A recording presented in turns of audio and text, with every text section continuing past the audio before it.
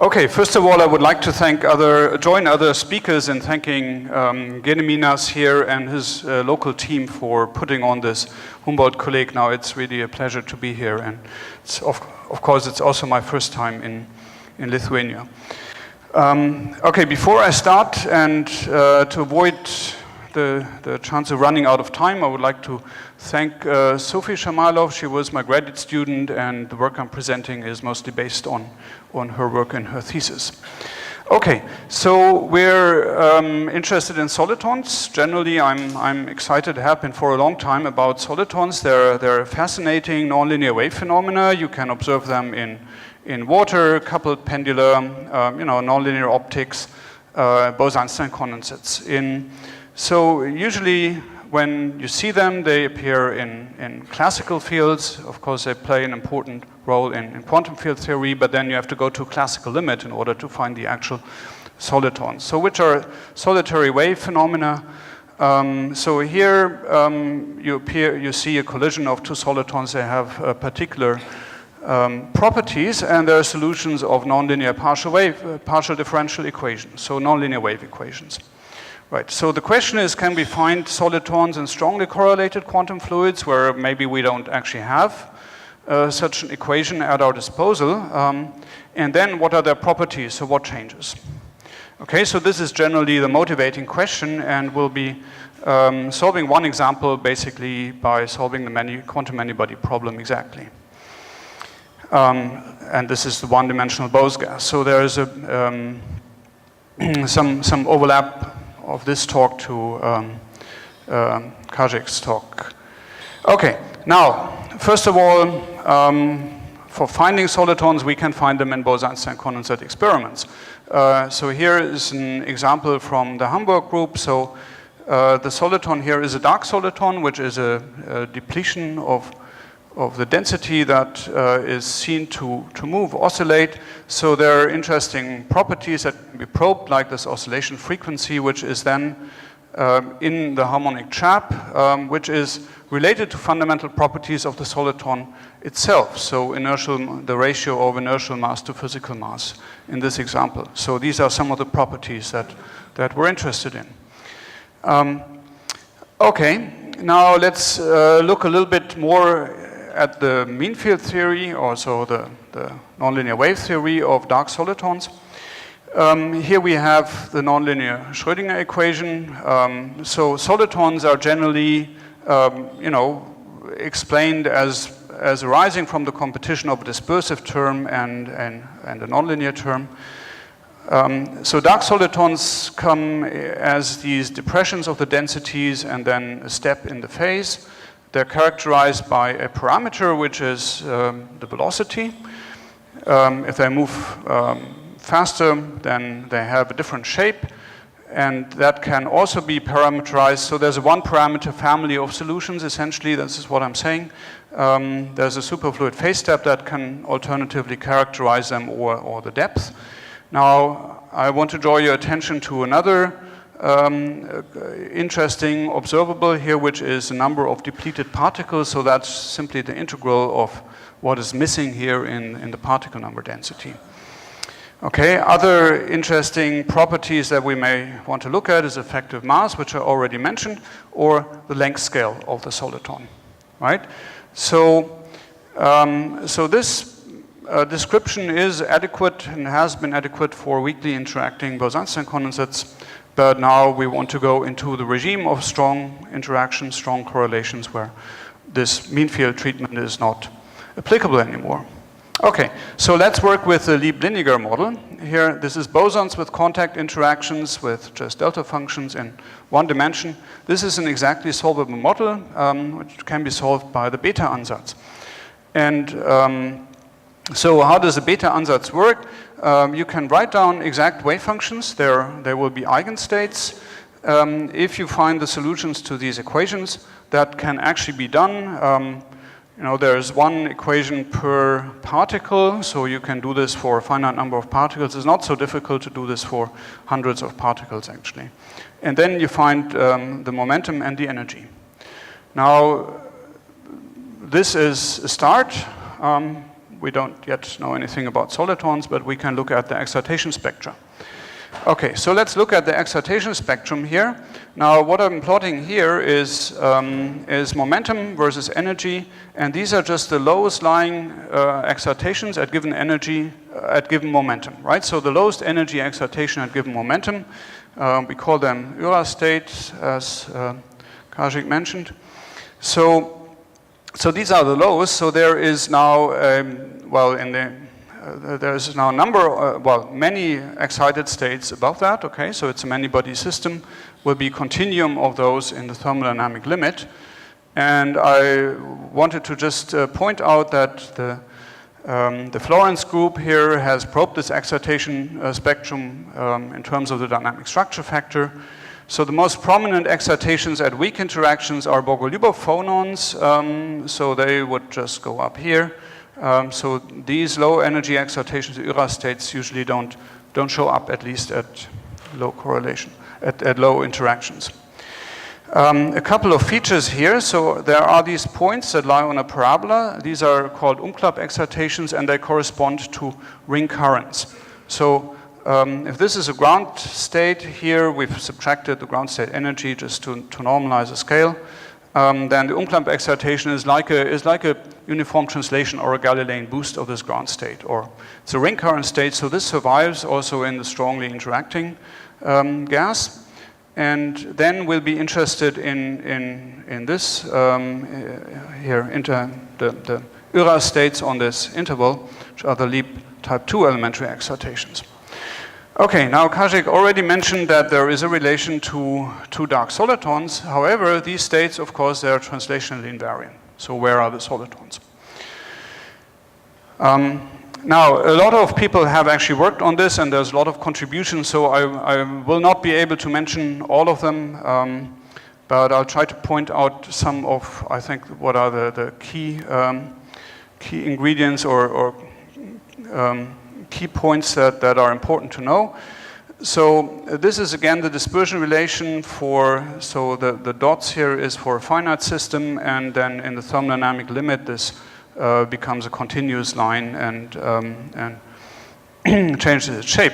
Now it was pointed out, for example, here in this paper by Takayama and Ishikawa, that that this dispersion relation is actually congruent with the dispersion relation of the Gross-Peteevsky dark soliton in a limit of weak interactions. So this is small gamma. Gamma here is this coupling parameter, dimensionless coupling parameter of the Lieb-Liniger system. So when gamma is small, there seems to be some correspondence, at least from the dispersion relation. Okay, so that's already promising.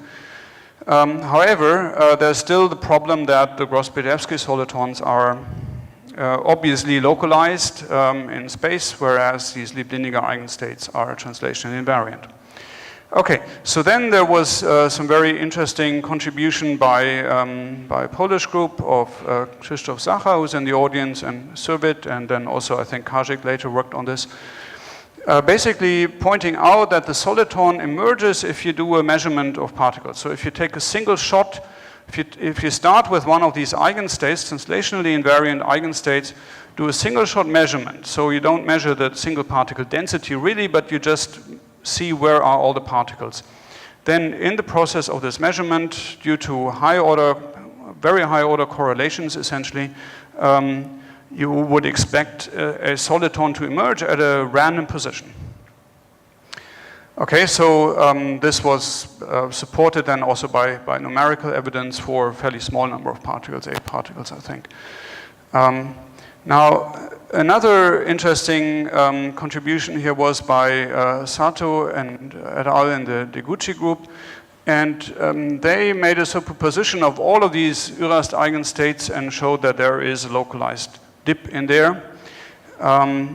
Okay, but that is one that it is a state, and they looked at the time evolution, and they see that yeah, it does something, but it was not really very well understood, I think, at that point what it does. Okay, now our proposal is to take Gaussian wave packets of Ura states. Okay, so we now confine ourselves to some, well, we pick one momentum around one momentum point in here on the momentum axis, and then we make a Gaussian wave packet of these eigenstates. Okay, and then, okay, I will show you later what that gives. But first thing I should show that there is a velocity which, well, would be just the group velocity of this wave packet, which is given by the derivative of the dispersion relation here. Okay, so we had some earlier work on this in 2012, where we worked with in a very weakly interacting regime in a small box, and this perturbation basically, an external perturbing potential created the superposition. Now this time we just create a superposition with the exact eigenstates, okay? And then we see what happens. Now the main observable that we look at is the time evolution of the single particle density, which can be computed for this example of the Lieb-Liniger system, essentially by this formula, due to the fact that these matrix elements are called form factors. They are known from the algebraic beta ansatz, yeah, for the Lieb-Liniger system. Okay, and so once you know them, so these CP factors, they are our wave packets, sort of the superpositions, the coefficients in a superposition that is in our ansatz. And the rest is just by the fact that these are eigenstates, we know what the time evolution is. Okay. So this is what it looks like when you do this. You see something that already looks like a dark soliton. So this is a density again. There's a depletion here which is localized.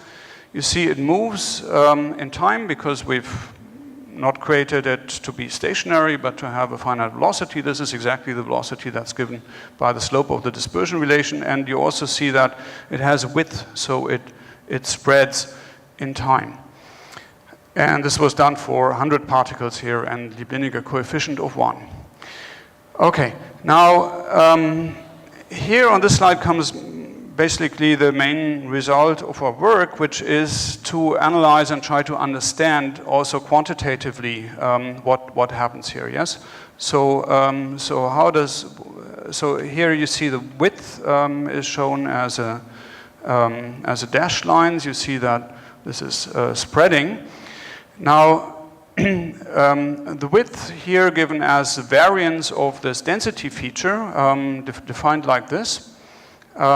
Okay, we make an ansatz for this, for the time evolution, which is hypothesized. So it's not proven. Maybe it can be proven at some point, but at this point it's hypothesized, and then we'll see how it works. So that it's given by some constant offset and then something that changes at time. So we call this the center of mass width. Why? Because its time evolution is exactly the one that you expect of a wave packet in single particle non-interacting quantum mechanics, yeah, Gaussian wave packet. So there's some initial width factor, which here is just the inverse of the variance of the wave packet in momentum space, right? So this is actually the parameter that we put in. That's how we prepare this wave packet. There's only one parameter in here, which we call m, and which later turns out to be exactly correspond to the effective mass that can be computed by a second derivative of the dispersion relation. Now, and then there is this other parameter here, which is a fixed width, an offset in the fixed width. Okay, we call that the fundamental soliton width. And so what we did is we actually fitted both of these parameters. And here is just to show you that this actually works very well. It fits, so the dots are from these numerical simulations with 100 particles, basically solving the time evolution of these states. And the lines are fits, so here we plotted them that we got, straight lines, quadratic time dependence of the width. Here we show the dependence on this initial width in the momentum space. So that works very well. as I already mentioned, this mass parameter turns out up to numerical, a little bit numerical scatter, or numerical accuracy, it turns out to be this effective mass. Interesting parameter is this fundamental width. Okay, now here is some data that is extracted in these red dots. Gamma is again this interaction parameter or coupling strength of the Lieb-Liniger. Yeah, thank you. Of the Lieb-Liniger model. When this becomes small, it becomes a weakly interacting Bose gas. When it becomes large, this is a Tongue-Shiradeau gas, strongly correlated fermionized system. So in the weak interaction regime, this comes out to exactly the result that you get from Gross-Pitayevsky. Here it is plotted in terms of the healing length. Okay, but you also see that it deviates from that. So there's a 1 over square root of gamma dependence that we can fit here, but we don't really have an explanation for why that is. Okay, so that's an interesting point. Another feature is that this width, we can, so for the Gross-Pitayevsky soliton, we can write the width in terms of interaction coupling constant and then the number of missing particles in the soliton. So this is an interesting way to write it, because then the velocity dependence of the width completely is contained here in the number dependence. And here is data for different soliton velocities, gray soliton velocities, and they all more or less collapse on the same curve. And deviations are only shown when this number of missing particles here becomes close to -1. So this is a correlated regime where the solitons really become microscopic and basically correspond to, so in this regime of large gamma, correspond to a single hole that is missing now. Okay, there are some other parameters that we can compute knowing the dispersion relation. So this number of depleted particles, so I told you that this is the sort of the integral of the missing density. In our time-dependent simulations, we see that that is constant over time and corresponds very nicely to something that can be computed from the dispersion relation. So here you see it for different values of the interaction strength. So the one up here, -1, that is again Tongue-Shiradeau. I think it is gamma equals 10. So then gamma equals 1 and gamma equals 1/10 probably. Now there's another quantity that we can compute, which is a phase step. Okay, so this comes out of that formula where the momentum is thought to be composed of a what we call the physical momentum, so velocity, mass of the missing particles, and something, and a term that comes in here. So I will explain in a minute why this comes. So at the first point, it's just a definition. It works for Gross-Pitayevsky. Now, why does it work? And what is this phase step? Now, it turns out that this phase step, or basically this formula here, it is again, comes out of the following consideration. When you have a soliton that has a phase step, then, okay, so then the phase changes. It doesn't match for periodic boundary conditions on a ring, which we're using here. So in order to make that match, what you have to do is you have to introduce a background flow, a supercurrent that creates a phase gradient, which will then connect this phase. Okay, so this is this counterflow, which is related to this phase step.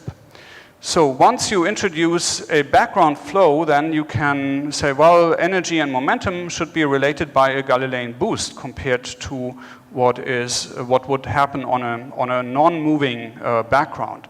So this gives you this formula for the momentum, which we actually use to compute delta phi. And then you can write down a correction for the energy. So this is just the Galilean part, and then there's another correction because it's finite particle number. And this turns out to work spectacularly well for giving us the correction from the infinite system dispersion relation to a finite system dispersion relation. Okay, so this does work very well for Gross-Pitayevsky solitons. Essentially, there's an assumption in it that there is something which is localized and it has a phase step, right? So that it works for even in the strongly correlated regime is not trivial, I would say. It came as a surprise, and you see here This is for 10 particles, gamma equals 1, it works very well. So, because in fact, so these are the corrections that are induced by this ansatz. So they're 1 over n corrections, but they turn out to be quite important. And we use them for calculating all of these properties, comparing them, and it works out well. Just to mention, we can, once we know how to make one soliton, we can make 2 solitons. We can study soliton collisions. So these are collisions of 2 quantum dark solitons. And now,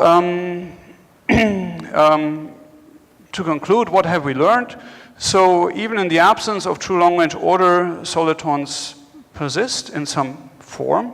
Okay, now there is some spreading, but many of these properties are actually just like what you have for solitons. So they behave in some sense like quantum mechanical bound states of holes, but this number of holes is non-integer in some sense, so that is interesting. So they're really quasi-particle excitations, and the phase step is relevant. So, of course, we've solved an exactly solvable one problem in one dimension. Is there any relevance of that? I think there is. First of all, these Urast excitation spectrum should exist for non-integrable models as well, be relevant there. So the spreading of the density controlled by the effective mass, that seems so, a general concept that does not seem to rely on, okay, so this is just my speculation, intuition that it should also work for other systems, let's say fermions, long-range interactions, non-integrable models. Okay, how much time do I have? Am I already over? -2 minutes. Okay, so then let me just mention that that we're working on other things, in particular in the direction of still strongly correlated but non-integrable system with stochastic exact diagonalization, and you can ask me more about that later if you want. And let me finish with showing you a picture from New Zealand, the country where I live, and this is actually a quiz. Maybe you can identify the person who is there. He's in the audience.